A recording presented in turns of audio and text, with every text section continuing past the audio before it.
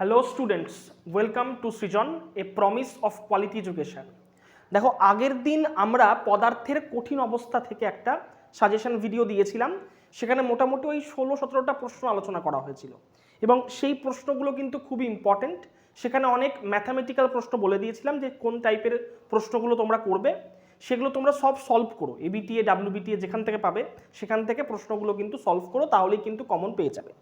আজকে আমি নিয়ে এসেছি দেখো দ্রবণ চ্যাপ্টার। দ্রবণে এইচএসে কিন্তু 5 মার্কস পড়ে, যেখানে কি থাকে একটা 3 মার্কসের একটা এসিকিউ এবং 2 মার্কসের একটা এসিকিউ থাকে। ঠিক আছে, তো এই 2 মার্কসের একটা কি পড়ে, একটা প্রশ্ন পড়ে, যে প্রশ্নটার অ্যান্সার লিখতে হয়।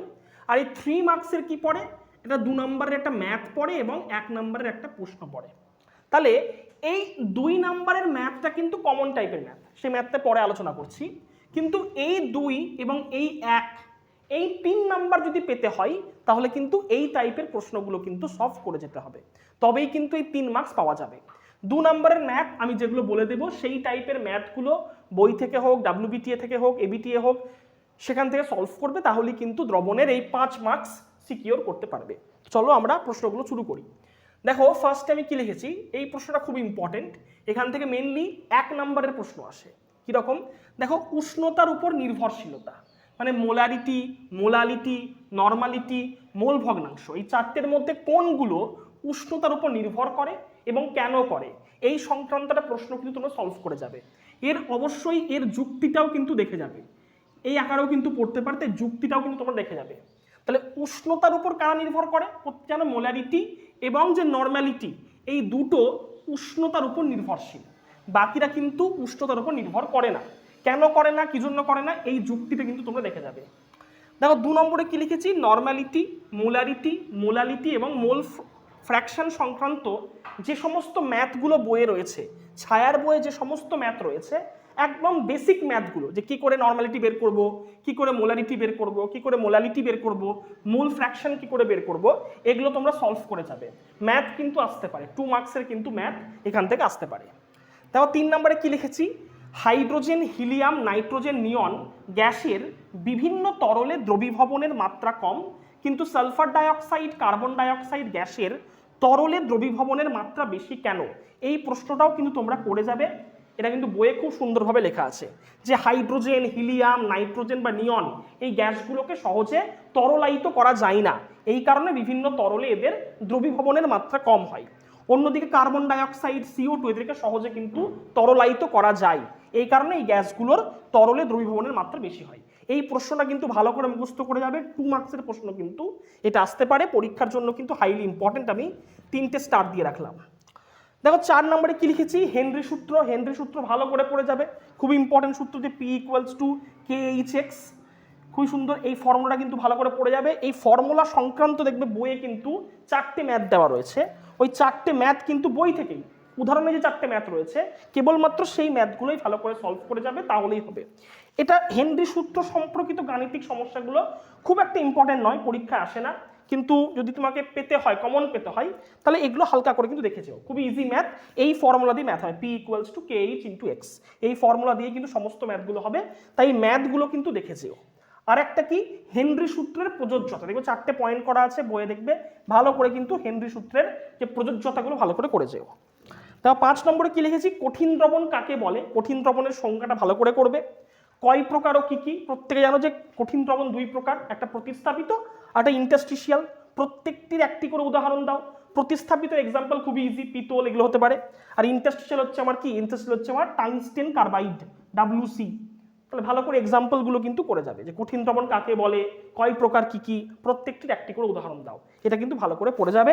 আর হেনরি সূত্র সম্পর্কিত বইয়ে 4টে ম্যাথ রয়েছে, ম্যাথগুলো জাস্ট দেখে যেও, ইম্পর্টেন্ট নয়, তাই লেস ইম্পর্টেন্ট লিখে দিয়েছি, খুব একটা ইম্পর্টেন্ট নয়। দেখো এর পরের পোর্শনটা হচ্ছে তরলের বাষ্পচাপ। দেখো তরলের বাষ্পচাপের ফার্স্ট কোশ্চেনে কি লিখেছি, তরলের বাষ্পচাপ কিভাবে তরলের প্রকৃতি ও উষ্ণতার উপর নির্ভর করে, ভালো করে কিন্তু এটা করে যাবে, বইয়ে দেখবে 2টো পয়েন্ট করে দেওয়া আছে, তরলের প্রকৃতি এবং উষ্ণতার উপর বাষ্পচাপ কি করে নির্ভর করে, সেটা ভালো করে মুখস্থ করবে। এই ধরনের প্রশ্ন কিন্তু খুব আসে, দেখবে যে জলে গ্লুকোজ বা সুক্রোজ বা ইউরিয়া যোগ করলে দ্রবণের বাষ্পচাপ কমে কেন, এটা কিন্তু খুব ইম্পর্টেন্ট প্রশ্ন।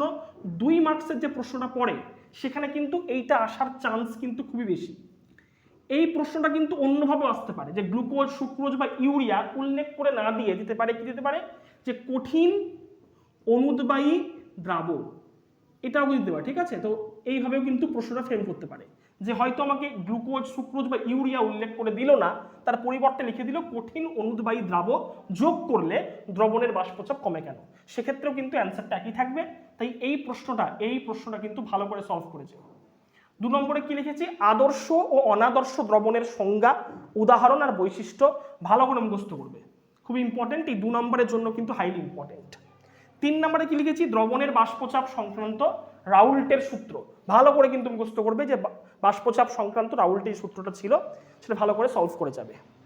রাউল্টের সূত্রের ধনাত্মক ও ঋণাত্মক বিচ্যুতি উদাহরণ, আগের বার কিন্তু পড়েছিল যে ওই ধনাত্মক এবং ঋণাত্মক বিচ্যুতির কারণ লিখতে দিয়েছিল, তাই কারণ হয়তো এবার আসবে না, তো এই প্রশ্নটা সলভ করে যাবে, যে রাউল্টের সূত্রের ধনাত্মক ও ঋণাত্মক বিচ্যুতির জাস্ট উদাহরণগুলো পড়ে গেলেই হবে।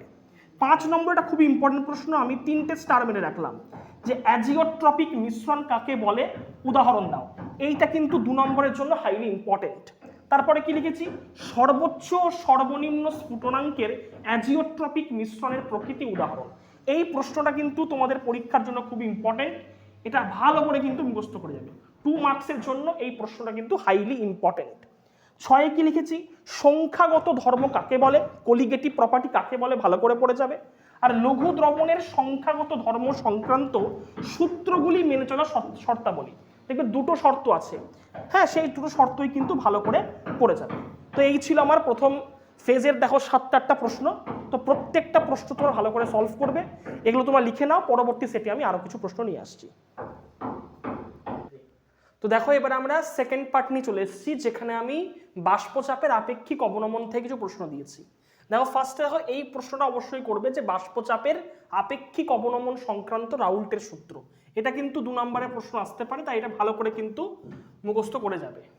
দেখো 2 নম্বরে কি লিখেছি, এই ধরনের লজিক্যাল প্রশ্ন কিন্তু খুব পড়ে, বিশেষ করে যখন আমরা ওই বললাম যে এখানে 2 মার্কসের এবং 3 মার্কসের একটা প্রশ্ন আছে, এই 2 মার্কসের প্রশ্নে কিন্তু লজিক্যাল প্রশ্ন দেয়। এবং দেখো এখানে একটা লজিক্যাল প্রশ্ন লিখে দিয়েছি, যে 0.1 গ্রাম গ্লুকোজ এবং 0.1 গ্রাম ইউরিয়াকে পৃথকভাবে সমপরিমাণ জলে দ্রবীভূত করে লঘু দ্রবণ প্রস্তুত করলে কোনটির বাষ্পচাপের আপেক্ষিক অবনমন বেশি হবে, এটা তোমাকে যুক্তি সহকারে কিন্তু লিখতে হবে। তো এই ধরনের প্রশ্ন কিন্তু তোমরা সমস্ত সলভ করে যাবে, এখান থেকেই 2 নম্বরের প্রশ্ন কিন্তু পড়তে পারে। দেখো 3 নম্বরে কি লিখেছি, রাউল্টের সূত্রের প্রযোজ্যতা, এটাও কিন্তু ভালো করে মুখস্থ করবে, ছায়ার বইয়ে দেখবে পয়েন্ট ওয়াইজ 2টো পয়েন্ট দেওয়া আছে, 2টো পয়েন্টে কিন্তু ভালো করে পড়ে রাখবে। এবং বইয়ে যতগুলো নিউমেরিক্যালসে দেওয়া আছে, উদাহরণ দেওয়া আছে, সমস্ত নিউমেরিক্যালস কিন্তু করে রাখবে, বিশেষ করে যেখানে আমাকে দ্রাবের আণবিক ভর বের করতে দিচ্ছে সেই সংক্রান্ত সমস্ত নিউমেরিক্যালস কিন্তু সলভ করবে। দেখো স্ফুটনাঙ্কের উন্নয়ন এবং হিমাঙ্কের অবনমনটাকে এইভাবে লিখেছি, কারণ 2 ক্ষেত্রে কি পড়বে, রাউল্টের সূত্রটা মুখস্থ করবে, হিমাঙ্কের অবনমনের ক্ষেত্রেও কিন্তু রাউল্টের সূত্রটা মুখস্থ করবে, এবং 2 ক্ষেত্রেই স্ফুটনাঙ্কের উন্নয়নের কারণ এবং হিমাঙ্কের অবনমনের কারণটা ভালো করে মুখস্থ করবে। দেখো এখানে কি লিখেছি, কেবি এর সংজ্ঞা একক এবং জলের K B equals to 0.515 kelvin KG mole inverse, এর অর্থ কি, এটা কিন্তু 2 মার্কসের প্রশ্ন এবং খুবই ইম্পর্টেন্ট এই প্রশ্নটা, কিংবা এখানে এই আকারে পড়তে পারে, যে কেএফ এর সংজ্ঞা একক আর জলের KF equals to 1.86 kelvin KG mole inverse, এর অর্থ কি, এইটা কিন্তু ভালো করে পড়ে যাবে। এটা 2 মার্কসের কিন্তু প্রশ্ন আসতে পারে, হয় কেএফ দিবে কিংবা কেবি দিবে।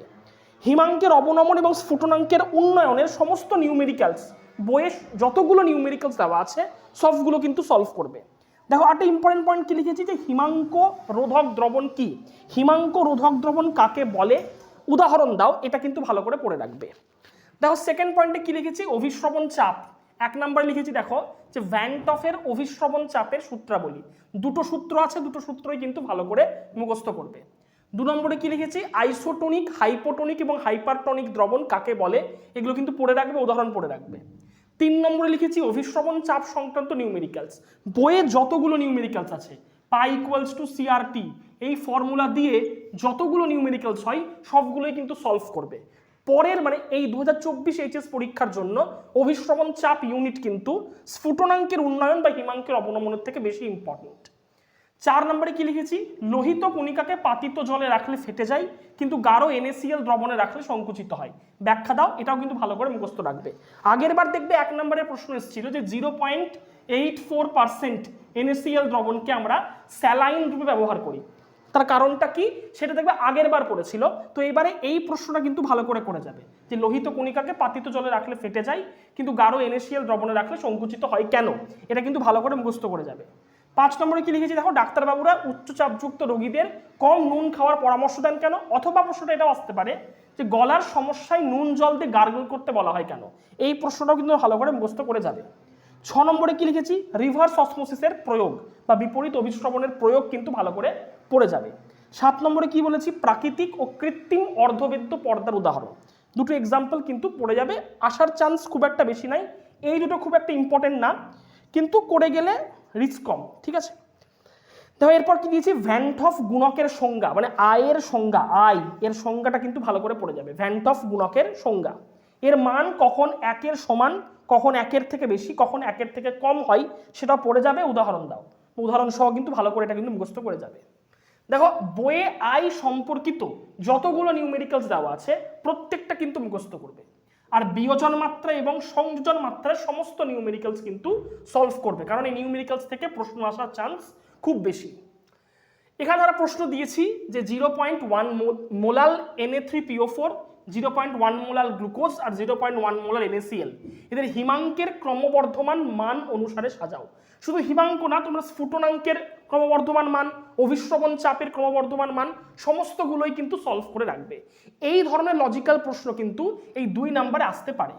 দেখো এখান থেকে মেনলি যেটা আসে সেটা নিউমেরিক্যালস, স্ফুটনাঙ্কের উন্নয়ন, হিমাঙ্কের অবনমন, বাষ্পচাপের আপেক্ষিক অবনমন, অভিশ্রবণ চাপ, সমস্তগুলো থেকেই কিন্তু নিউমেরিক্যালস কিন্তু ভালোভাবে করতে হবে, কারণ নিউমেরিক্যালস এখান থেকে আসবেই।